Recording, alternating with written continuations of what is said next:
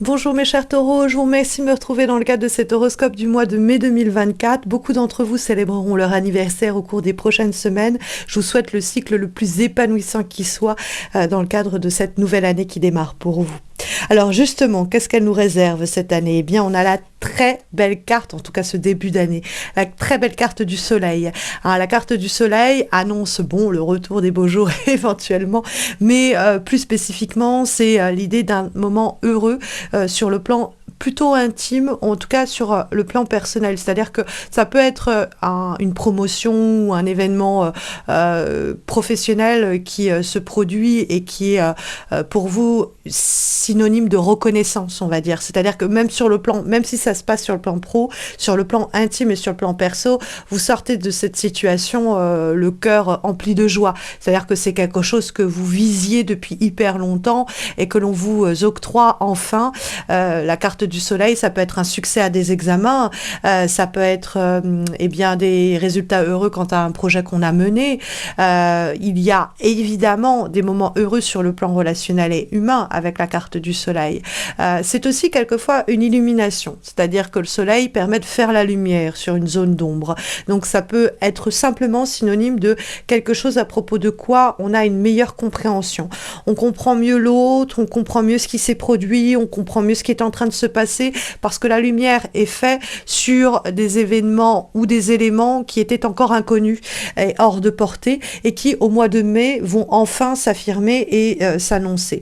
Bon, elle est synonyme de bonheur, elle est synonyme de succès, elle est synonyme aussi de rencontre, quelle qu'elle soit d'ailleurs, hein, ça peut être une rencontre amoureuse mais pas que, ça peut être une rencontre, ça fait longtemps que vous vouliez vous rencontrer un membre de votre famille que vous aviez perdu de vue, ça peut être une rencontre professionnelle qui est importante, ça peut être une rencontre humaine aussi qui eh bien, éclaire vos jours dans le sens où les échanges, les discussions qui sont menées avec cette personne vous font mieux vous connaître vous-même ou vous apportent beaucoup de plaisir, beaucoup de bien-être. Hein.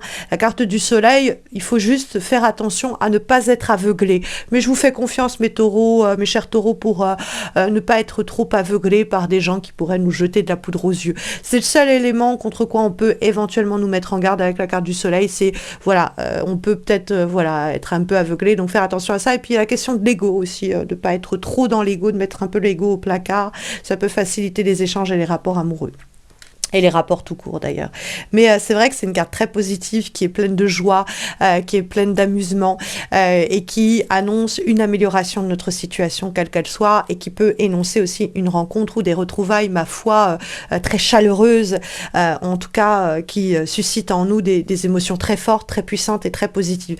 En sachant en plus que c'est une lame majeure, donc cette rencontre-là, qu'elle soit de nature personnelle ou pro par exemple, elle va avoir des répercussions pas que sur votre mois de mai, mais sur les semaines qui suivent, et ça peut être aussi pluridisciplinaire, c'est-à-dire que vous faites une belle rencontre au travail, on vous propose un beau contrat, vous l'acceptez, et puis vous faites une amie ou un ami sur le poste en question, vous faites même une rencontre affective dans le cadre de la nouvelle tâche qui vous est confiée, c'est-à-dire que ça va avoir un effet boule de neige positif dans le cadre de d'autres domaines que le secteur qui était initialement concerné par cette jolie rencontre ou ce joli accord, parce que des fois le soleil c'est aussi trouver un accord, une alliance par laquelle on est satisfait ou satisfaite, hein, très simplement.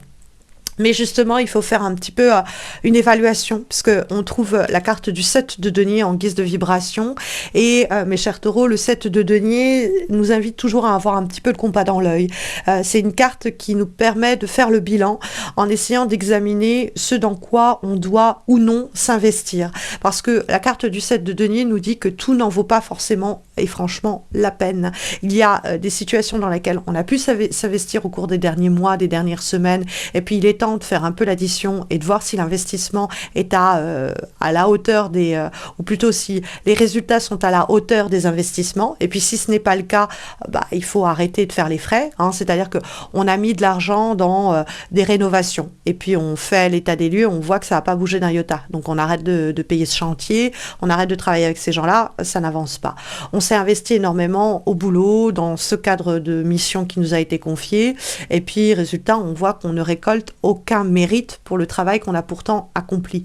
Et on a peut-être vraiment abattu une grosse somme de travail. Et derrière, on ne voit pas du tout les résultats en termes de reconnaissance. Donc là, pareil, on se dit, est-ce que ça vaut le coup que je continue à faire des heures sup ou à prendre sur mon temps personnel pour si peu de reconnaissance. Ça peut être aussi, je me suis investie dans cette relation, je me suis investie dans ce projet, personnellement, amoureusement, financièrement.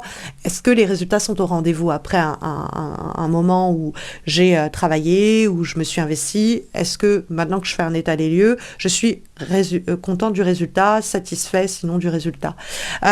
Et si ce n'est pas le cas, alors on va réajuster nos priorités et on va réinvestir les efforts et les ressources qui étaient injectés dans cette situation, on va les réinjecter ailleurs. Très simplement, on ne va pas perdre notre temps. Parce que le 7 de denier, c'est le retour sur investissement. Mais la carte peut justement indiquer que tout le travail fourni, vous avez fait un travail sur vous-même pour être reconnu dans vos compétences.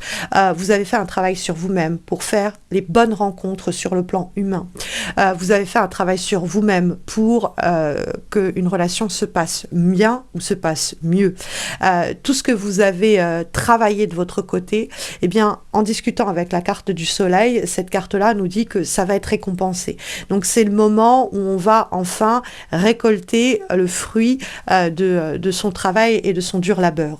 Il y a dans le 7 de denier à la fois une mise en garde contre la perte de temps, le côté énergivore, chronophage, ou qui nous bouffe des ressources et qui ne donne pas de résultats et qu'on doit dégager, et en même temps prendre un temps pour être dans la gratitude vis-à-vis de voilà, je me suis impliquée et j'ai des résultats au rendez-vous et du coup c'est génial, je suis dans la gratitude envers moi-même aux efforts que j'ai fournis, envers l'univers qui les a récompensés, et du coup il y a une double satisfaction à vivre ce que je vis, parce que je vois en plus de cela, c'est le fruit de mes efforts passés qui sont mes efforts passés enfin en train de payer.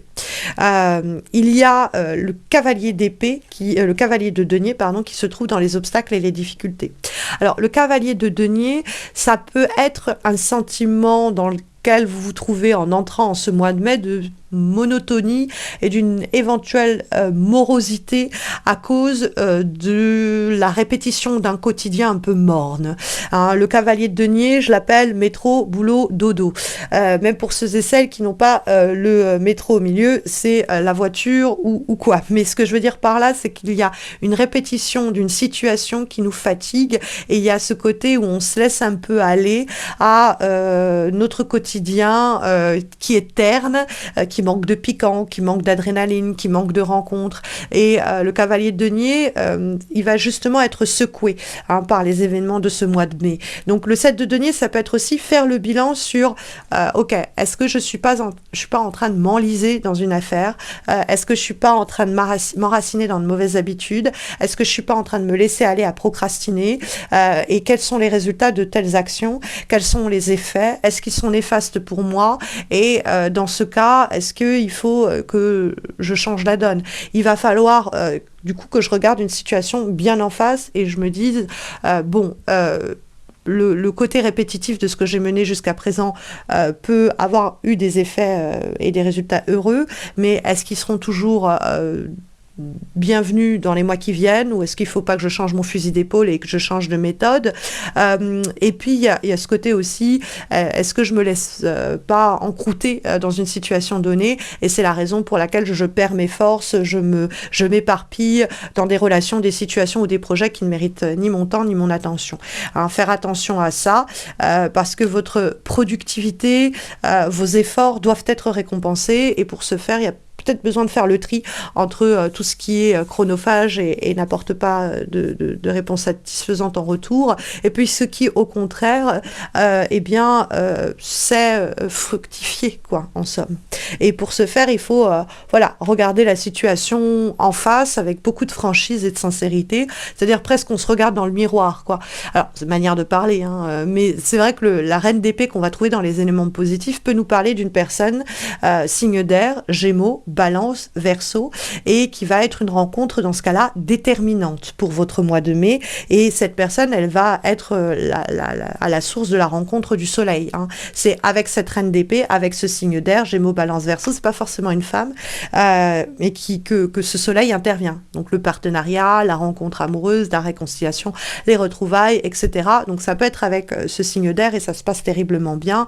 Et puis cette personne nous sort peut-être de la morosité dans laquelle on se trouvait et il nous donne envie de nous impliquer autrement, différemment dans cette situation nouvelle qu'elle nous offre ou nous propose. La reine d'épée, ça peut être aussi les traits de caractère qui l'habitent, qui doivent être vos qualités et compétences au cours des semaines qui viennent.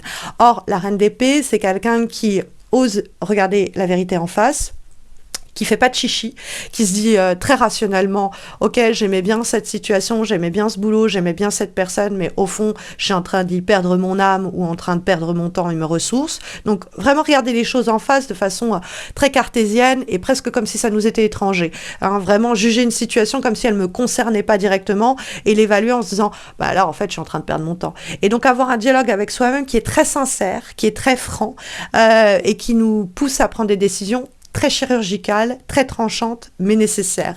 Après, la reine d'épée, c'est aussi quelqu'un qui n'a pas la langue dans sa poche.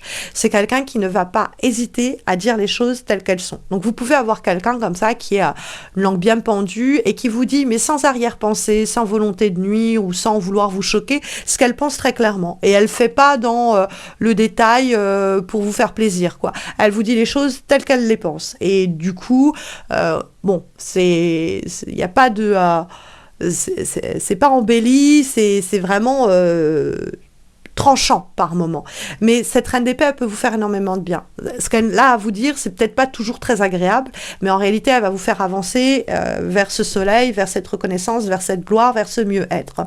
Mais ça peut être aussi l'attitude que vous devez avoir. La reine d'épée, elle vous invite à dire les choses telles que vous les pensez, à évaluer les choses de façon très rationnelle, mais aussi à dire les choses sans fioriture. Hein.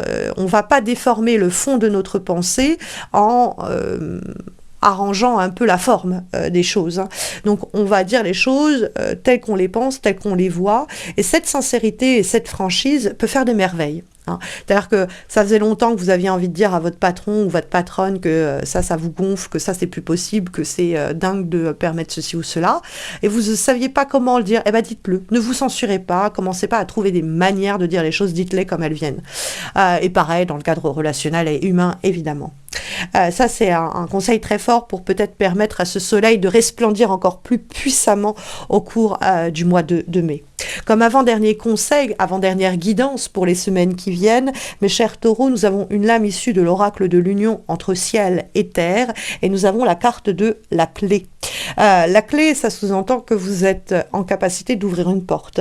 Alors, quelle porte? Une porte vers ce soleil irradiant, c'est-à-dire que quelque chose qui peut paraître fermé ou qui pouvait vous paraître du coup hors de portée, quelque chose qui était gardé à distance et qui est aujourd'hui à portée.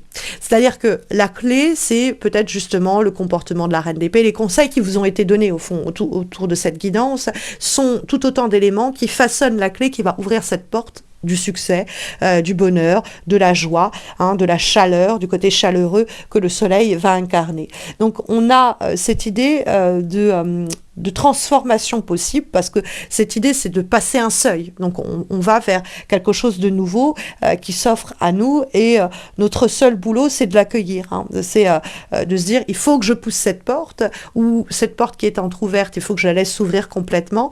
Derrière il y a un cosmos qui m'attend, il y a voilà, un soleil en l'occurrence qui m'attend.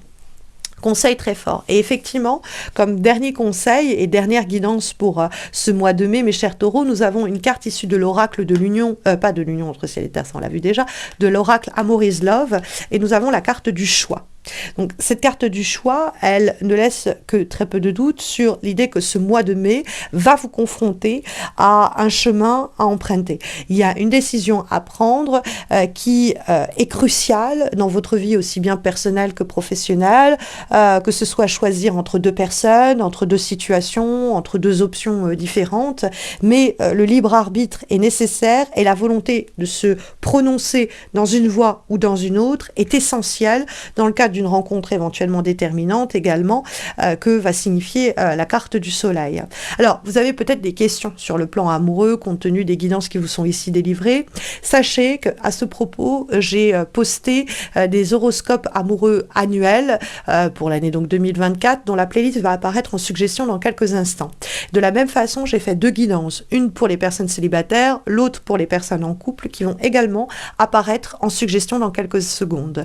Et puis, il y a une quatrième vidéo qui va apparaître également, qui vous présente mon tout nouveau projet de formation en petits groupes à 3 personnes à distance par vidéo call pour améliorer vos lectures du tarot. Que vous soyez niveau 1, c'est-à-dire que vous travaillez uniquement avec les lames majeures, ou que vous soyez niveau 2, vous travaillez avec les lames majeures et les lames mineures, et il y en a pour tous les goûts. À prix tout doux, vous verrez un tarif de lancement, et vous verrez le descriptif qui en est fait dans le cadre de la vidéo qui va apparaître, mais également vous en apprendrez plus sur mon site. Vous avez le lien de mon site en descriptif de cette vidéo, missmojorising.com, et vous pouvez le consulter également si vous souhaitez en savoir plus sur les tirages personnalisés que je propose, ou réaliser une consultation en direct avec moi. Vous pouvez également me retrouver sur Insta et sur Facebook dans le cadre de guidances que je poste également sur les réseaux sociaux. Vous avez aussi en descriptif de cette vidéo les liens de mes réseaux sociaux. Puis n'hésitez pas à laisser un commentaire, à liker cette vidéo, à vous abonner à ma chaîne si vous ne l'avez pas encore fait jusqu'à présent, puisque sachez que ça va faire 10 ans pratiquement que mois après mois, je poste ces horoscopes mensuels sans ne jamais rater un rendez-vous mensuel et que le moindre des retours par un like, par un abonnement, par un commentaire, me réchauffe le cœur, me motive et me pousse à poursuivre ces efforts que je fournis sans jamais rater un seul rendez-vous mensuel. Mes chers taureaux, je vous souhaite à tous et à toutes un très bon mois de mai. Encore joyeux anniversaire à ceux et celles qui le célébreront au cours des prochaines semaines. Et puis je vous dis à bientôt. En tout cas, je l'espère. Prenez bien soin de vous.